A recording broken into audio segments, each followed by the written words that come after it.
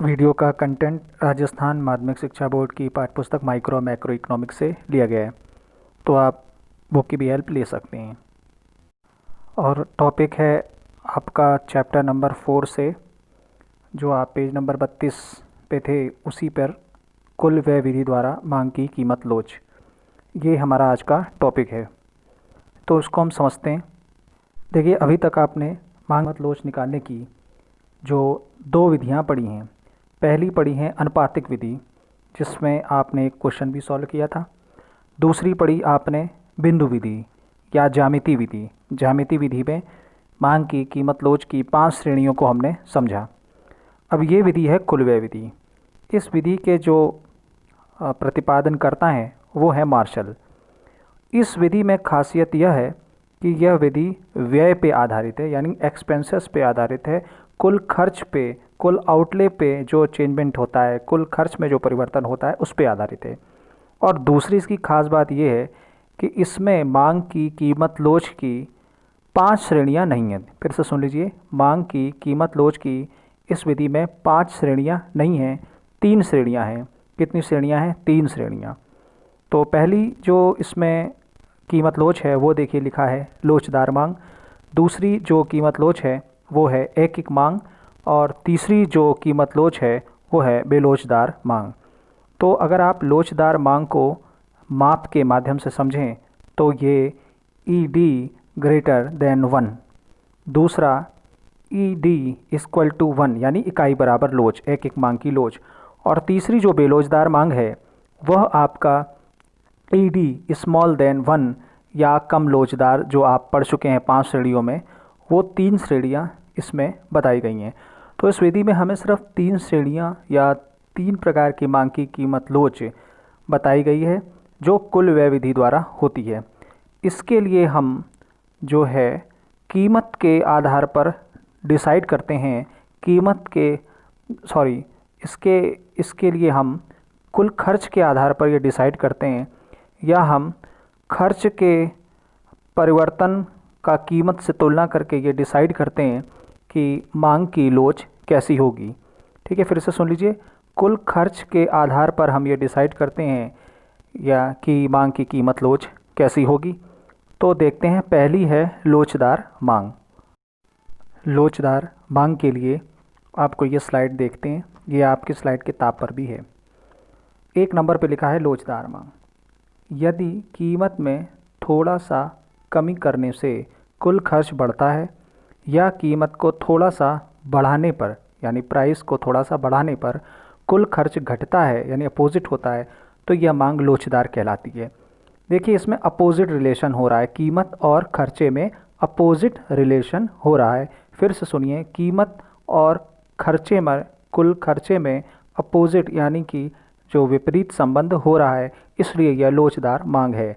यानी अगर क्या करेंगे, आप प्राइस बढ़ाएंगे तो आपका खर्चा कम हो, या अगर आप प्राइस घटाते हैं तो आपका खर्चा बढ़े। अगर ऐसी सिचुएशन आपको दिख रही है तो यह मांग लोचदार मांग कहलाती है, या ED ग्रेटर देन 1 कहलाती है। तो अब देखिए, इन्होंने उदाहरण भी दिया है कि माना बीकानेरी भुजिए की कीमत 90 रुपये प्रति किलोग्राम है। इस पर भुजिए की मांग 400 किलोग्राम है, मतलब 1 किलो भुजिए की कीमत है 90 रुपये, तो भुजिए की मांग है 400 किलोग्राम। तो खर्च कितना बनेगा? 90 गुणे 400 बराबर 36,000। अब मान लेते हैं भुजिए की कीमत घट के 80 रुपये हो गई, यानी 90 से 80 रुपये हो गई, 10 रुपये घट गई। तो इस पर मांग बढ़कर 550 किलोग्राम हो गया है। मांग कितनी हो गई? 550, यानी मांग कितनी बढ़ गई? 150 किलोग्राम की। 400 से 550, कीमत घटी और मांग बढ़ी। तो अब ज़रा देखते हैं, कीमत और मांग से यहाँ पर रिलेशन नहीं है, हमें किससे संबंध है? कीमत और खर्चे से, क्योंकि यह कुल व्यय विधि है। फिर से सुन लीजिए, हमें यहाँ मांग का घटने बढ़ने से कोई लेना देना नहीं है, हमें यहाँ लेना देना है खर्च के घटने बढ़ने से। किससे लेने देना है? खर्च के घटने बढ़ने से, कुल खर्च के घटने बढ़ने से। तो हम निकालते हैं खर्चा कितना है। मांग बढ़ी 400 से 550 हो गई, लेकिन हमें खर्चा निकालना है। तो हमने अगर खर्चा देखा तो खर्चा है 80, यानी कि जो घटा हुआ रेट है 80, गुणे 550, यानी कि जो अभी मांग है वो, दोनों का गुणा किया तो आया 44,000 रुपया। कितना आया? 44,000 रुपया। अब ज़रा वापस परिभाषा में देखिए, ऊपर लिखा है यदि कीमत में थोड़ा सा कमी करने पर जो खर्चा बढ़ता है तो ऐसी मांग लोचदार कहलाती है। फिर से सुन लीजिए, कीमत में कमी करने पर, तो 90 से कितना हो गया भुजिए की कीमत, 90 से हो गई 80, 90 से जब 80 हो गई तो खर्च में कितनी बढ़ोतरी हुई, खर्च में देखिए आपकी 8,000 रुपये की बढ़ोतरी हो गई, यानी कि 36,000 से 44,000 की कुल एक्सपेंसेस हो गया। अगर ऐसा है तो ये किस प्रकार की मांग कहलाएगी, ये किस प्रकार की कीमत लोच कहलाएगी, यह कीमत लोच कहलाएगी इकाई से अधिक कीमत लोच, या इसको हम कहेंगे लोचदार मांग, या कहेंगे ईडी ग्रेटर देन 1। तो ये आपका एक उदाहरण से लोचदार मांग को स्पष्ट किया गया है। अब आइए अब बात करते हैं एक एक मांग की, एक एक मांग की लोच की बात करते हैं, यानी कि ईडी बराबर 1। तो ये भी आपको उसी के नीचे पेज नंबर 32 पर दिखेगा, ये आपकी किताब से ही ली गई फ़ोटो है। एक एक मांग की लोच, यदि कीमत में थोड़ा सा परिवर्तन करने पर कुल खर्च अपरिवर्तित रहता हो तो मांग की लोच इकाई बराबर होती है। यानी कि आप कीमत को ऊपर करो या कीमत को नीचे करो, या कीमत को बढ़ाओ या कीमत को घटाओ, दोनों ही कर लो, लेकिन अगर उस पर जो टोटल एक्सपेंसेस है वो सेम रह रहा है, एक्सपेंसेस की बात की जा रही है, फिर से सुन लीजिए, एक्सपेंसेस, मांग की बात नहीं की जा रही है, एक्सपेंसेस, सिर्फ एक्सपेंसेस, टोटल एक्सपेंसेस, अगर कीमत घटाने या बढ़ाने से एक्सपेंसेस पर कोई फ़र्क नहीं पड़ता तो इसका मतलब ये एक एक मांग की लोच है। अब आप अगर एक एक मांग नहीं जांचते तो ये भी आपको पहले पुरानी वीडियो में समझाया गया, एक एक मांग एक तरीके से इकाई बराबर जो लोच होती है वो, यानी कि ईडी बराबर 1। तो अगर प्राइस को आप अप डाउन करेंगे लेकिन एक्सपेंसेस पे यानी खर्चे पे कोई भी परिवर्तन नहीं होगा तो इसको हम कहेंगे इकाई बराबर लोच। तो देखिए, अगर पानी की बोतल की कीमत 10 रुपये है, उस पर पानी की मांग 400 बोतल है, तो टोटल खर्चा कितना होगा, 10 × 400 बराबर 4,000। लेकिन अगर पानी की कीमत घट जाए, 2 रुपये घट जाए, 3 रुपये घट जाए, तो मांग बढ़कर 500 रुपये बोतल हो जाती है, 500 बोतल हो जाती है, सारी उन्होंने रुपये लिखा है, रुपये नहीं है, 500 बोतल हो जाती है। तो कुल खर्च कितना होगा, जो कीमत घटी 8 रुपये वो, और जो मांग बढ़ी कितनी 500, तो दोनों का खर्चा आपने कैलकुलेट किया कितना आया 4,000। तो कीमत 10 रुपये थी तब भी खर्चा 4,000 रुपये आ रहा था, अब कीमत 8 रुपये हो गई है तब भी खर्चा 4,000 रुपये आ रहा है। इसका मतलब क्या हो रहा है कि खर्च अपरिवर्तित रह रहा है, और अगर खर्च अपरिवर्तित है, अगर खर्च अपरिवर्तित है तो मांग की कीमत लोच इकाई के बराबर है, या ईडी बराबर 1 है, या इस प्रकार की लोच को हम कहते हैं एक एक मांग की लोच। आप इसको बैक करके भी वापस सुन सकते हैं, ऐसा इसलिए क्योंकि आगे एक क्वेश्चन आपके लिए दिया गया, हो सकता है आपको वो क्वेश्चन सॉल्व करने में इसकी हेल्प मिले। तो अब आइए बात करते हैं बेलोचदार मांग की, यानी कि कुल व्यय विधि द्वारा जो हमारी तीसरी श्रेणी है उसकी। तो ये है बेलोचदार मांग, देख लीजिए ज़रा, इसमें रिलेशन पॉजिटिव होता है, ध्यान रखिएगा। यदि कीमत में थोड़ी सी कमी करने से कुल खर्च कम हो जाए, फिर से सुन लीजिए, कीमत को घटाया और कुल खर्चा भी कम हो गया, या कीमत में थोड़ी सी वृद्धि करने पर कुल खर्च बढ़ जाए, यानी कि कीमत में थोड़ा बढ़ोतरी हुई तो खर्चा भी बढ़ गया। अगर ऐसा होता है तो इस प्रकार की जो लोच होती है इसको कहते हैं बेलोचदार मांग, यानी कि खर्चा और कीमत में पॉजिटिव रिलेशन हो, यानी कि कीमत कम करने पर खर्चा कम हो जाता है, कीमत बढ़ने पर खर्चा बढ़ जाता है। तो इस प्रकार की जो लोच होती है इसको हम कहते हैं बेलोचदार मांग। तो देखें ज़रा उदाहरण, यदि नमक की कीमत 10 रुपये प्रति किलोग्राम है तो इस पर कुल मांग 100 किलोग्राम है। तो की जगह यहाँ पर आप कुछ भी लिख सकते हैं, वहाँ ये भी लिख सकते हैं, यदि नमक की कीमत 10 रुपये प्रति किलोग्राम है, इस पर कुल मांग 100 रुपये किलोग्राम है। यदि नमक पर किया गया खर्च 10 × 100 बराबर 1,000 रुपये है। यदि नमक की कीमत घटकर 8 रुपये प्रति किलोग्राम है तो नमक की कीमत मांग बढ़कर 110 हो जाती है।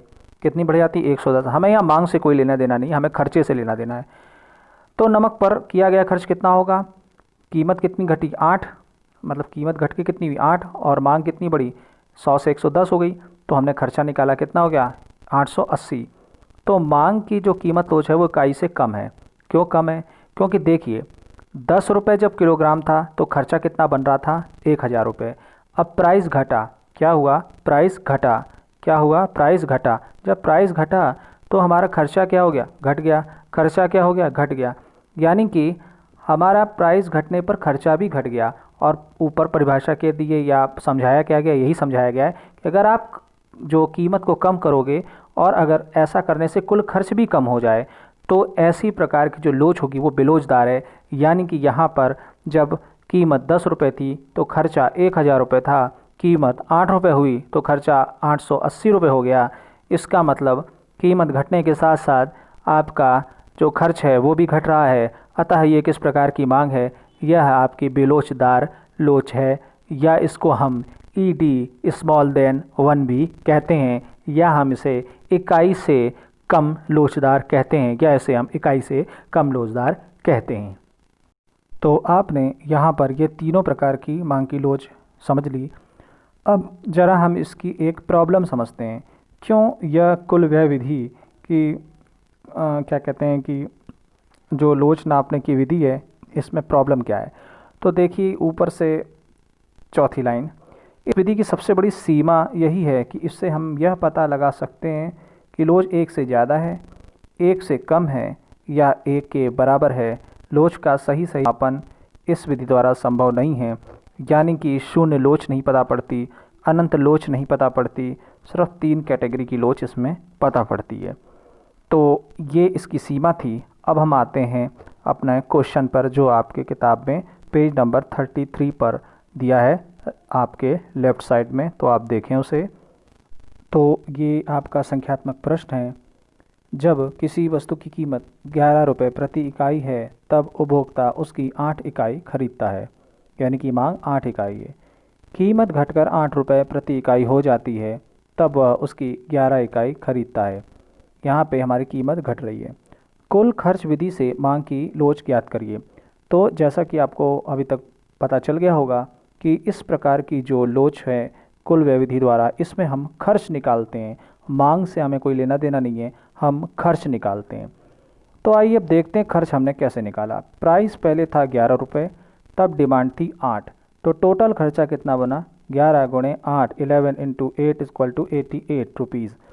दूसरे खर्च में दूसरी स्थिति में कुल खर्चा कितना था 8 रुपये कीमत हुई, यानी कीमत घट गई। मांग थी 11 रुपये और कितना खर्चा बना 88।